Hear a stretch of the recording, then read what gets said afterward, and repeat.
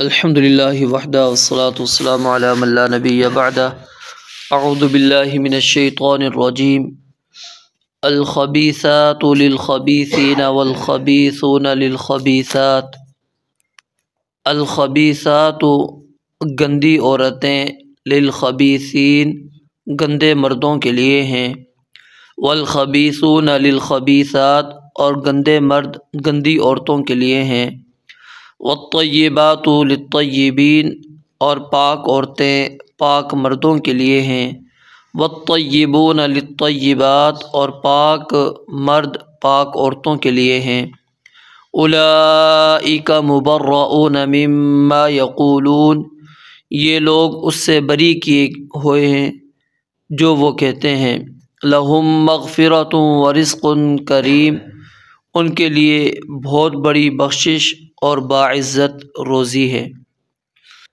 اس آیت مبارکہ کے اندر اللہ تعالیٰ نے نفسیاتی حقیقت کو بیان کیا ہے کہ کوئی گندا مرد وہ اگر نبھا کر سکتا ہے، کسی کے ساتھ رشتہ ازدواج رکھ سکتا ہے اور عرصے تک اس کو برداشت کر سکتا ہے، تو گندا جو مرد ہوگا وہی گندی عورت کو برداشت کر سکے گا۔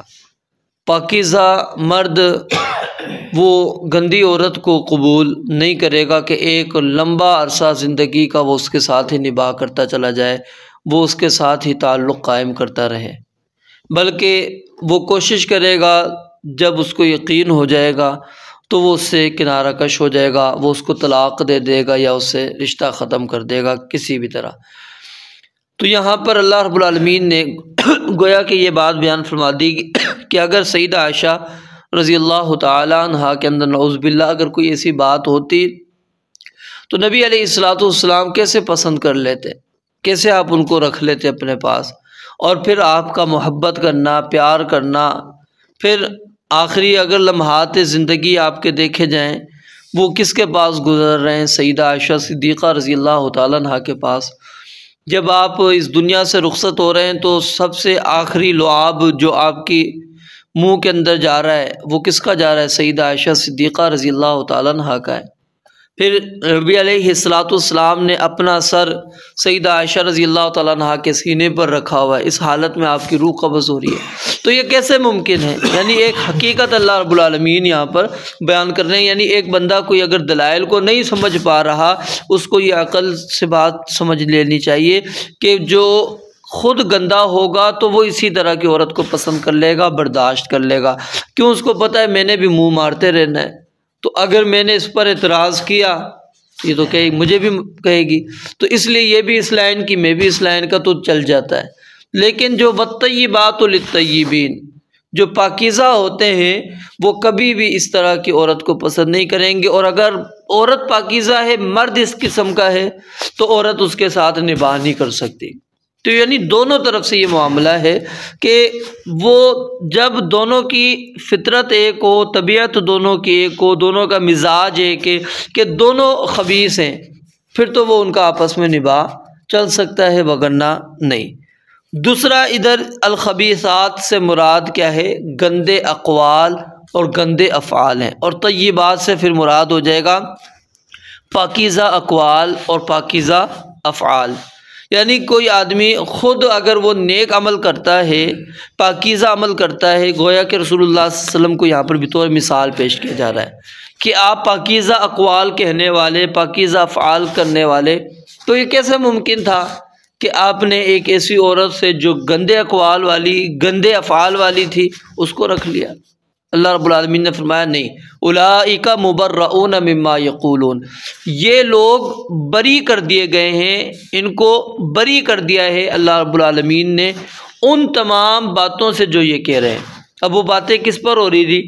سیدہ عائشہ رضی اللہ تعالیٰ عنہا پر تھی، ان کے والدین پر تھی، یعنی ابوبکر رضی اللہ تعالیٰ عنہ ان کی والدہ پر تھی، اسی طرح نبی علیہ السلام پر یہ بات آ رہی تھی، یہ صفوان بن معطل پر آ رہی تھی۔ تو ان لوگوں کی یہاں پر اس آیت کے اندر جنت کی بشارت آ رہی ہے کہ یہ لوگ پکے جنتی ہیں۔ کیسے؟ لہم مغفرۃ ورزق کریم جو رزق کریم ہے، عزت والا رزق ہے، وہ کیا ہے؟ جنت ہے۔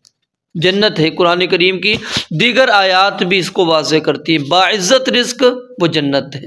تو یعنی اللہ رب العالمین نے یہاں پر ان کے جنتی ہونے کی واضح نص اور دلیل دے دی۔ اور جنتی کون ہوتا ہے؟ جو پاکیزہ ہوتا ہے، افعال بھی اس کے پاکیزہ ہو، اقوال بھی پاکیزہ ہو، طبیعت بھی اس کی پاکیزہ ہو، اس کی طبیعت کے اندر بھی کسی قسم کی کوئی گندگی موجود نہ ہو۔ تو اللہ رب العالمین فرماتے ہیں اولئک مبرؤون مما یقولون، یہ باتیں بنانے والے جتنی باتیں بنا لیں، جتنا الزام لگا دیں، اگر کوئی مومن سنے گا تو اس کی زبان سے صرف ایک جملہ نکلے گا، وہ کہے گا سبحانک ھذا بہتان عظیم، کہ یہ سیدہ عائشہ پر بہت بڑا بہتان کسی نے باندھا ہے۔ اور خود اللہ تعالیٰ نے ان کو بری کر دیا، ان الذین جاءوا بالعفک عصبۃ منکم، ان آیات کے ذریعے سے۔ تو کوئی مومن اس کے متعلق شک نہیں کر سکتا۔ اور میں نے ایک دن یہ بتایا بھی تھا کہ اگر کوئی بندہ آج وہ سیدہ عائشہ رضی اللہ تعالیٰ عنہا پر بہتان باندھتا ہے، وہ صرف بہتان نہیں باندھ رہا بلکہ وہ کافر ہے۔ کافر کس لیے ہے؟ کیونکہ وہ قرآن کریم کی آیات کا منکر ہے، وہ اس کو تسلیم نہیں کر رہا کہ جب اللہ رب العالمین نے ان آیات کے اندر سیدہ عائشہ رضی اللہ تعالیٰ عنہا کو بری قرار دے دیا ہے، پھر بھی اگر وہ کہے کہ نہیں، تو وہ بندہ پھر صرف بہتان نہیں باندھ رہا، ان کے اوپر الزام نہیں لگا رہا، بلکہ وہ دائرہ اسلام سے نکل رہا ہے، وہ مسلمان ہی نہیں ہے، وہ کافر ہے، کیونکہ وہ سیدہ عائشہ رضی اللہ تعالیٰ عنہ پر بہتان باندھ رہا ہے۔ اور یہ صرف پھر سیدہ عائشہ پر بہتان نہیں رہتا، یاد رکھیں، یہ بہتان کس پر جا رہا ہے؟ اللہ رب العالمین پر، کہ نعوذ باللہ اللہ نے جھوٹی گواہی دے دی۔ اللہ پر اگر گواہی آپ نہ لے کے جائیں، پھر وہ جو اعتراض آتا ہے کہ جی یہ نبی علیہ السلام نے خود قرآن کو گھڑا ہے، پھر تو آپ پر اعتراض آ رہا ہے۔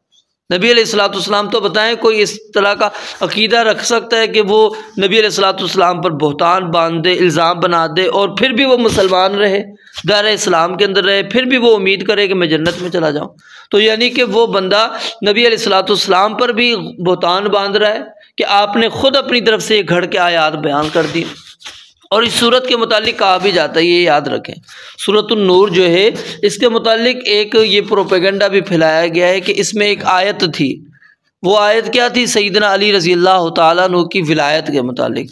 کوئی ایسی بات نہیں ہے، اگر ہوتی قرآن کا حصہ، اللہ نے کہا انا نحن نزلنا الذکر وانا لہ لحافظون، چلو ٹھیک ہے مان لیتے ہیں ایک لحاظ سے کہ آیت تھی، ختم کر دی جس نے کی، تو اس کے بعد سے ابھی تک تو آیات کچھ حذف نہیں ہوئی قرآن کریم نے، تو اتنی لوگوں کی یعنی کہ مشرکین کا کتنا اللہ رب العالمین نے رد کیا ہے۔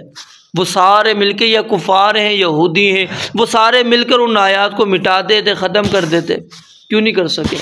اور قرآن کہیں کا بھی آپ اٹھا لیں، یہی تو قرآن کا معجزہ ہے کہ اللہ رب العالمین نے اس کی حفاظت کی ذمہ داری لی ہے۔ تو یہ کہنا کہ یہاں پر آیتیں تھی، وہ آیتیں مٹا دی گئی ہیں، وہ آیتیں ہٹا دی گئی ہیں، اس کے اندر سیدنا علی کی ولایت باقاعدہ موجود تھی، کوئی ایسی چیزیں نہیں ہیں۔ اگر ہوتی تو قرآن کریم نے اس کو بیان کر دینا تھا، کہیں پر بھی وہ حذف نہیں ہونی تھی، کیونکہ اللہ رب العالمین نے اس کی حفاظت کی ذمہ داری لی ہے۔ اور اس کی بڑی نص اور دلیل یہی ہے کہ 15 صدیاں گزر چکی ہیں، آج بھی بعینہ ہی قرآن اسی طرح موجود ہے، اور قیامت تک اسی طرح موجود رہے گا۔ اس کے اندر ایک حرف کی بھی کوئی بندہ تبدیلی نہیں کر پاتا، اور اگر کوئی کرتا ہے تھوڑی بہت، اگر کہیں سے غلطی ہو جاتی ہے چھاپنے والوں کی، فوراً کیا ہے ان کی بھی معذرت آ جاتی ہے کہ نہیں ہم سے یہ غلطی ہوگی، کیوں؟ ان کو پتہ ہے کہ اس زبر زیر کی غلطی کو بھی کسی نے برداشت نہیں کرنا، اس نقطے کی غلطی کو بھی کسی نے برداشت نہیں کرنا، اور انہوں نے کہنا نہیں تم نے غلطی کی ہے، تو کیا ہے باقاعدہ پھر وہ کیا ہے اپنا وہ معافی نامہ، معذرت نامہ وہ جاری کرتے ہیں کہ ہم سے اس کے اندر غلطی ہوئی۔ اور پھر جتنے یہ قرآن اٹھا کر دیکھ لیجیے، اس کے آخر میں لکھا ہوتا ہے اگر کوئی بائنڈنگ کے اندر آپ کو غلطی نظر آتی ہے، کہیں پر آتی ہے، ہمیں وہ فوراً قرآن بھیجیں، ہم آپ کو دوسرا قرآن دیں گے۔ کس لیے؟ کہ کہیں ایسا نہ ہو کہ کوئی مسلمان وہ پروپیگنڈا شروع کر دے کہ جی انہوں نے تبدیل کر دیا۔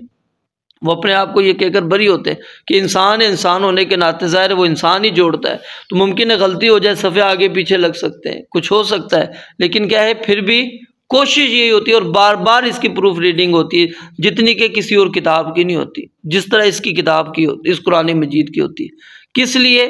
کہ تاکہ کسی قسم کی اس کے اندر غلطی کا احتمال چھپنے کے بعد کسی کے ہاتھ میں نہ جائے، کوئی بندہ یہ نہ کہے کہ جی قرآن کریم کے اندر تحریف کی جا رہی ہے۔ تو قرآن میں کسی بھی لحاظ سے اگر کوئی ایسی باتیں ہوتی تو ضرور اس کے اندر موجود ہوتی، بیان کی جاتی۔ تو ایسی کوئی بات نہیں ہے، بلکہ یہ سیدہ عائشہ رضی اللہ تعالیٰ عنہا کی الزام کو رد کرنے کے لیے اور دیگر اللہ رب العالمین نے اس صورت کے اندر احکامات بیان فرمائے ہیں۔ رب العالمین سے دعا ہے اللہ تعالیٰ سمجھنے عمل کرنے کی توفیق عطا فرمائے۔ وآخر دعوانا ان الحمد للہ رب العالمین۔